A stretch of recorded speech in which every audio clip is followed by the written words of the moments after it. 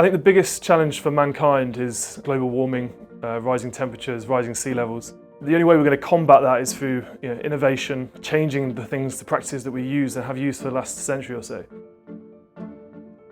I think a lot of people are now aware of the power in the ocean and the potential for renewable energy. Most people I meet seem to have some kind of grasp of kind of tidal energy, although they equate it sometimes to waves, which is obviously incorrect.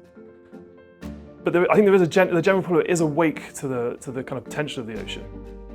It's no longer climate change, it's a climate crisis. And of course every government is now legislating to try and introduce more and more renewables into their mix. We're huge supporters of all forms of non-hydrocarbon based generation.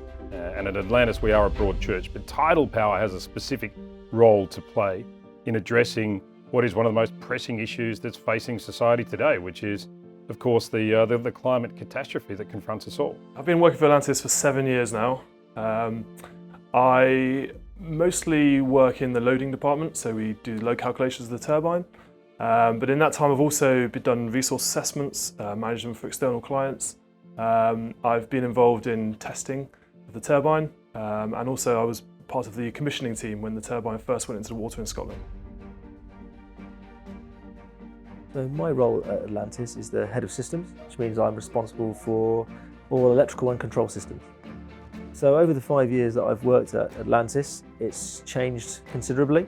The actual tidal industry, I felt, has matured a hell of a lot. We've come from our first demonstration scale turbine to now developing commercial scale technology.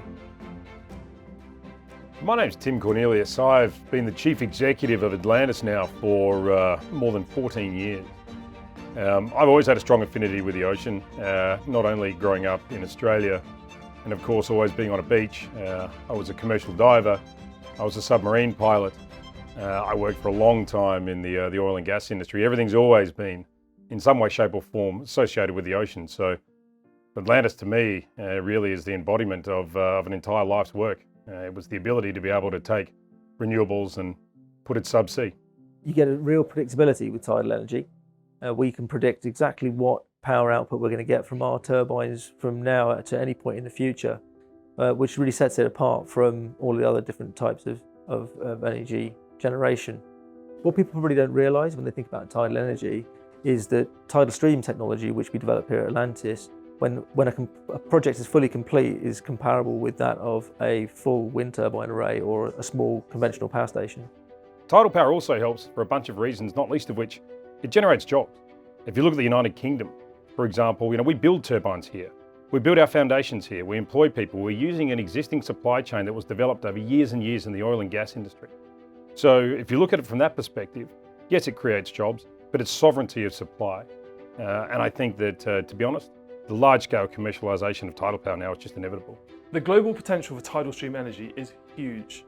There's so much more that we can be doing around the world. The most important thing that the public should be educated on really is just the great potential that we have in the UK, just off Scotland. It's arguably the strongest tidal resource in the world. Tidal resource exists in Japan, South Korea, Canada, France, UK, Australia, Indonesia. The list just goes on and on. It's very accessible, it's near the mainland, and it's something that we really should be developing. So the United Kingdom, as an island nation, has a deep cultural affinity with the ocean. It has a strong maritime heritage, both in terms of its navy and its early days in trade. If we look forward to the 70s, it led the way in the exploitation and the drilling of hydrocarbons in the North Sea. Of course, now as consciousness has evolved and we look to much more environmentally friendly ways of using the wonderful resources at the disposal of this country, it's only natural that we'd look once again to the oceans in order to deliver the solutions for future generations. Outside of work and family life, the ocean is the most important thing to me. I'm a very keen surfer, ocean swimmer. I feel the power of the ocean continually, and so harnessing that power from the tides is pretty much the dream job for me, I think. Working at Atlantis is a really rewarding experience.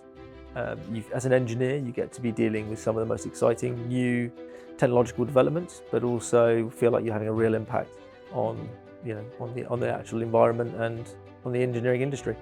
So tidal power is here. It's being commercialised. It's no longer a what if, it's a when.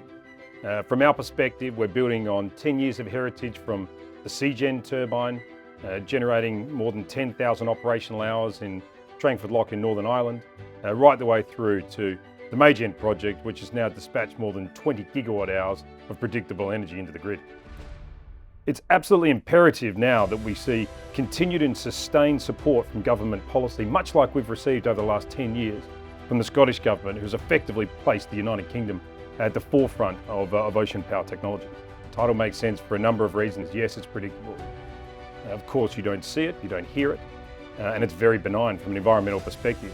But one of the main reasons now that it makes sense is that it is an inexhaustible and sovereign supply of energy. It's located just a couple of miles off the coastline of many, many countries. And so tapping that as a predictable and reliable source of generation just makes sense.